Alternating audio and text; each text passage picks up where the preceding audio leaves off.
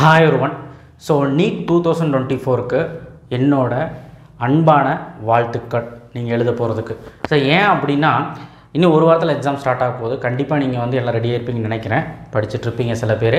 So ரொம்ப முக்கியமான பதிவில் இருக்கும். என்ன அப்படின்னா தமிழ்நாடு எம்பிபிஎஸ் சீட்டுக்கு கிடைக்கிறது எவ்வளோ கஷ்டம் அப்படிங்கிறது உங்களுக்கு நல்லாவே தெரியும். எவ்வளோ எக்ஸ்பெக்டட் கட் ஆஃப் இந்த வருஷம் இருக்கணும் அப்படிங்கிறத பற்றி நம்ம இதில் பார்த்துடலாம். ஏன்னா ஒரு சேஃபர் ஜோனில் நமக்கு யோசிச்சு வச்சுட்டோம் அப்படின்னா நம்ம எக்ஸாம் எழுதும்போதே நமக்கு கணிச்சிடலாம் நமக்கு சீட்டு இதில் கிடைக்குமா கிடைக்காதான்ட்டு. ஸோ கண்டிப்பாக எல்லாத்துக்குமே கிடைக்கணும்னு நம்புகிறேன். So Tamil Nadu expected cut off, தமிழ்நாட்டில் இருக்க காலேஜில் எக்ஸ்பெக்டட் கட் ஆஃப் 2024. ஸோ 2023 பிரகாரம் வந்து பார்த்திங்கன்னா 4 பிரிவாக பிரிஞ்சிருக்குல்ல. 2023 பிரகாரம் தான் இந்த டேட்டா எடுத்துருக்கிறேன். என்னென்னா இதெல்லாம் ரவுண்ட் 2ல் க்ளோசிங்கான மார்க்ஸ். இதனால் கேட்டகரி வைஸ் நான் மார்க்ஸ் எடுத்திருக்கேன். இந்த மார்க்காவது நீங்கள் அட்லீஸ்ட் எடுத்தாகணும். இந்த மார்க்குக்கு மேலேயாவது எடுக்கணும். இந்த தடவை வந்து பார்த்திங்கன்னா கட் ஆஃப் டிக்ரீஸ் ஆகுமா இன்க்ரீஸ் ஆகுமான்னு கேட்டிங்கன்னா இன்க்ரீஸ் தான் ஆகும். மார்க் வந்து நீட் மார்க் வந்து இன்க்ரீஸ் தான் ஆகும். என்ன காரணம் கிடையாது, ரிவைஸ்டு சிலபஸ் தானே இந்த தடவை விட்டாங்க. அந்த ரிவைஸ்டு சிலபஸ்னால எல்லாத்துக்குமே அட்வான்டேஜ், உங்களுக்கு மட்டும் அட்வான்டேஜ் இல்லை, எல்லாத்துக்குமே அட்வான்டேஜ். எல்லாருமே படிக்க ஆரம்பிச்சிட்டாங்க. முந்தையெல்லாம் நீட் எக்ஸாமில் வந்து பார்த்திங்கன்னா 2 பேர் 3 பேர் தான் 700 தாண்டுவோம். இப்போ என்னன்னா 40 பேர்லாம் வந்து போன வருஷம் 700 தாண்டினவங்களாம் இருக்காங்க. 720 அசால்ட்டாக எடுக்கிற ஆளுகளும் இருக்காங்க. ஸோ இந்த தடவை விழிப்புணர்வு இந்த மாதிரி விழிப்புணர்வு எல்லாத்துக்குமே இருக்குது, உங்களுக்கு மட்டும் கிடையாது. ஸோ அதனால் மார்க் இந்த தடவை இன்க்ரீஸ் ஆகிட்டு தான் இருக்குது. வருஷம் நீட்டோட மார்க் இன்க்ரீஸ் ஆகிட்டு தான் இருக்குது. அந்த விதத்தில் பார்க்கும்போது எவ்வளோ எக்ஸ்பெக்டட் கட் ஆஃப் வந்து தேவைப்படுது நீட்டுக்கு அண்ட் ஆல்சோ எவ்வளோ இன்க்ரீஸ் ஆகுதுன்னு நம்ம இதில் பார்த்துடலாம். ஸோ 36 கவர்மெண்ட் மெடிக்கல் காலேஜஸ் இருக்குது. ஃபஸ்ட்டு கவர்மெண்ட் மெடிக்கல் காலேஜஸ் பார்த்துடலாம், அது டிமாண்டு தானே.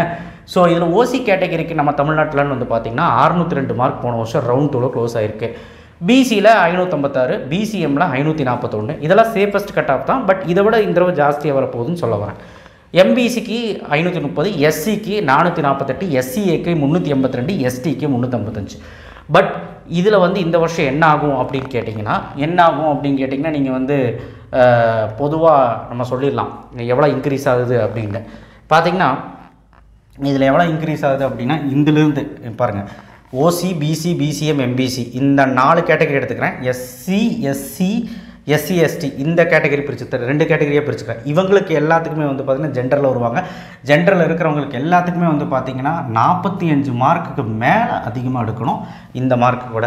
அப்போ தான் கவர்மெண்ட்டில் சீட்டு கிடைக்கும். கவர்மெண்ட்டில் ஃபீஸ் எவ்வளோ கம்மின்னு உங்களுக்கு நல்லா தெரியும். அடுத்து எஸ்சி, எஸ்டிக்கு இவங்க கண்டிப்பாக வந்து பார்த்தீங்கன்னா 50 மார்க்குக்கு மேலே இந்த தடவை வந்து எடுக்க வேண்டிய ஒரு கட்டாயம் இருக்கும். கட் ஆஃப் வந்து இன்க்ரீஸ் ஆகும். ஸோ சேஃபர் ஜோனுன்னு பார்த்தீங்கன்னா இதை விட 50 மார்க் ஜாஸ்தியாக இருக்கிறது சேஃபு. இதுக்கு இந்த மார்க் கூட கீழே போயிடாதீங்க, சீட்டே கிடைக்காம போயிடும். சீட்டு கிடைச்சாலுமே நம்ம ஃபீஸ் வந்து அதிகமாக கட்டுற மாதிரி ஆகிடும். சரிங்களா? ஸோ இப்போ உங்களுக்கு கிளாரிட்டி ஆகிருக்கும்னு நான் நினைக்கிறேன்.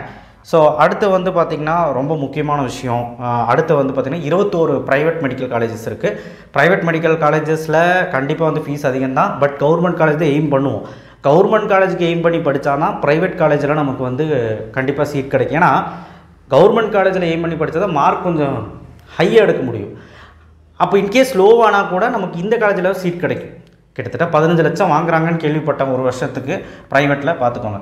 ஓசியில் 537, பிசியில் 498, பிசிஎம்முக்கு 488, எம்பிசிக்கு 480, எஸ்சிக்கு 400, எஸ்சிஏக்கு 316, எஸ்டிக்கு 302. இது வந்து போன வருஷம் ரவுண்ட் 2ல் க்ளோஸ் ஆன கட் ஆஃப். ஸோ இப்போ வந்து பார்த்திங்கன்னா இதில்ன்னு பார்க்கும்போது நம்ம ஈஸியாக சொல்லிடலாம். என்னென்னா இப்போ வந்து ஓசி, பிசி, பிசிஎம், எம்பிசி எல்லாம் சொல்லிடலாம். இதில்ன்னு பார்க்கும்போது 40 மார்க் பக்கம் இன்க்ரீஸ் ஆக போகுது. அடுத்து எஸ்சி, எஸ்டிக்கு வந்து 45 மார்க் பக்கம் இதில் இன்க்ரீஸ் ஆக போகுது. ஸோ கண்டிப்பாக வந்து இது இன்க்ரீஸ் ஆக போகுது. நீங்கள் எப்படி சார் சொல்கிறீங்க அப்படின்னா இது வந்து ஒரு நான் பார்த்துட்டு தான் இருக்கேன் வருஷம். ஸோ எக்ஸ்பெக்டட் தானே, நம்ம எக்ஸ்பெக்ட் பண்ணுறது. ஏன்னா நம்ம முன்னாடியே தெரிஞ்சு வச்சுக்கோனா இப்போ நீட் எழுத போகிறோம், நமக்கு ஒரு ஐடியாலஜி, நமக்கு எவ்வளோ மார்க் இருந்தால் கிடைக்கும்னு ஒரு ஐடியாலஜி. சரிங்களா? ஸோ பயப்பட வேண்டாம், ஏதோ ஒரு சீட் கிடச்சிரும். பட் பணம் இல்லாதவங்க கண்டிப்பாக கவர்மெண்ட்டுக்கு எய்ம் பண்ணி தான் படிப்பாங்க. கவர்மெண்ட்டுக்கு எய்ம் பண்ணி படிக்கிறவங்க பார்த்தீங்க எவ்வளோ கட் ஆஃப் தேவைன்னு அந்தளவுக்கு வேணும். அப்புறம் 1 செமி கவர்மெண்ட் மெடிக்கல் காலேஜ் இருக்குது. இது வந்து பார்த்திங்கன்னா கேட்டகரியில் ஓசியில் 616 மார்க் க்ளோஸ் ஆகிருக்கு. பிசி வந்து 597, பிசிஎம் வந்து 600, எம்பிசிக்கு 578, எஸ்சிக்கு 490, எஸ்சிஏக்கு 422, எஸ்டிக்கு 442. இந்த வருஷம் எவ்வளோ வேணும் அப்படின்னு நீங்கள் கேட்டிங்கன்னா என்கிட்ட ஓசி, பிசி, பிசிஎம், எம்பிசி அப்படின்னு பார்க்கும்போது நமக்கு ஈஸியாகவே நம்ம சொல்லிடலாம்.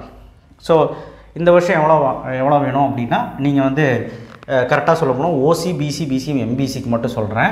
அவங்களுக்கு வந்து பார்த்திங்கன்னா செமி மெடிக்கல் காலேஜில் 50 மார்க்குக்கு மேலே ஜாஸ்தியாக வேணும். இந்த இடத்துல 490 எஸ்சி எஸ்சி எஸ்டிக்கு வந்து 45க்கு மேலே வேணும். ஸோ கண்டிப்பாக நமக்கு வந்து அந்த ஒரு செமி கவர்மெண்ட் மெடிக்கல் காலேஜில் கிடச்சிரும். ஸோ அடுத்து வந்து பார்த்திங்கன்னா ரொம்ப முக்கியமான விஷயம், அடுத்து இருக்கக்கூடிய 3 ப்ரைவேட் யூனிவர்சிட்டி. 3 ப்ரைவேட் யூனிவர்சிட்டிஸ்க்கு வந்து பார்த்திங்கன்னா ஓசிக்கு 502, பிசிக்கு 493, பிசிஎம்க்கு 481, எம்பிசிக்கு 473, எஸ்சிக்கு 394, எஸ்சிஏக்கு 312, எஸ்டிக்கு 301. ஸோ இதெல்லாமே வந்து ரவுண்ட் 2ல் க்ளோஸ் ஆன கட் ஆஃப் மார்க். ஓகேங்களா, நீட்டோட மார்க் போன வருஷம். ஸோ இதை விட நீங்கள் வந்து அதிகமாக எடுக்கணும் தானே நினச்சி படிக்கணும். அப்போ தான் வந்து நமக்கு என்னவாக இருந்தாலும் சவாலாக வந்து சீட் கிடைக்கும். ஓகேவா? ஸோ அப்போ ஓசி, பிசி, பிசிஎம், எம்பிசிக்கு இதில் எவ்வளோ ஹைப் ஆகும் அப்படின்னா 25 மார்க் ஹைப் ஆகும். அண்ட் எஸ்சி எஸ்சி எஸ்டிக்கு 30 மார்க் ஹைப் ஆகும். ஸோ இதெல்லாம் வந்து இன்க்ரீஸ்ன்னு சொல்லிட்டு இருந்தேன். இந்த தடவை இன்க்ரீஸ் ஆகுமா டிக்ரீஸ் ஆகுமா அப்படின்னு கேட்டிங்கன்னா கண்டிப்பாக இன்க்ரீஸ் ஆகும். ஏன்னா போர்ஷன்ஸ் உங்களுக்கு மட்டும் ஈஸி இல்லை, எல்லாத்துக்குமே இந்த தடவை ஈஸி தான். கொஸ்டின் பேப்பரோட லெவலை பொறுத்து, கொஸ்டின் பேப்பர் இன்கேஸ் டஃப்பாக இருந்தது அப்படின்னா அந்த இடத்துல பர்சன்டைல் கம்மியாகும். அந்த விஷயங்கள்லாம் நம்ம வந்து ரிசல்ட் வந்ததுக்கப்புறம் தான் பேச முடியும். அண்டு உங்களுடைய எக்ஸாம் முடியட்டும், எக்ஸாம் முடிஞ்சோடனே தெரிஞ்சிடும் இல்லையா கொஸ்டின் பேப்பர் எவ்வளோ டஃப் இருக்குது, மாடரேட்டாக இருக்கா, இல்லை ஃபிசிக்ஸ் மட்டும் டஃபா, கெமிஸ்ட்ரி மட்டும் டஃபா, இல்லை பயாலஜி டஃபா. இதுக்கு தகுந்த மாதிரி அந்த டஃப் லெவல்னு ஒன்று இருக்குல்ல, அதுக்கு தகுந்த மாதிரி நம்ம பேசிக்கலாம் கொஸ்டின் பேப்பர் வந்ததுக்கப்புறம். ஸோ மேற்கொண்டு நீட்டு மட்டும் இல்லை, இந்த மெடிக்கல் கவுன்சிலிங் சம்மந்தப்பட்ட எல்லா டவுட்டுகளும் நம்ம சேனலில் தீர்த்து வைப்போம். இப்போ உங்களுக்கு எக்ஸ்பெக்டட் கட் ஆஃப் என்னன்னு தெரிஞ்சிருக்கும். நிம்மதியாக இருங்க, கண்டிப்பாக வந்து உங்களுக்கு ஏதாவது ஒரு சீட் கிடச்சிடும். நீங்கள் கம்மி மார்க் எடுத்தாலும் சீட் கிடச்சிடும். பட் பணம் இருந்தால் தான் நமக்கு வந்து கம்மி மார்க் எடுத்தாலும் ஏதோ ஒரு காலேஜில் போய் சேர்ந்துடலாம். ஆனால் பணம் இல்லாதவங்க கவர்மெண்ட்டுக்கு எய்ம் பண்ணுவாங்க. கவர்மெண்ட்டுக்கு எய்ம் பண்ணால் கொஞ்சம் நல்லா படிங்க, அவ்வளோதான் நான் சொல்ல முடியும். ஏன்னா வந்து உங்களுடைய கட் ஆஃப் லெவல் அதிகமாக இருக்கணும் இந்த தடவை. ஓகேவா?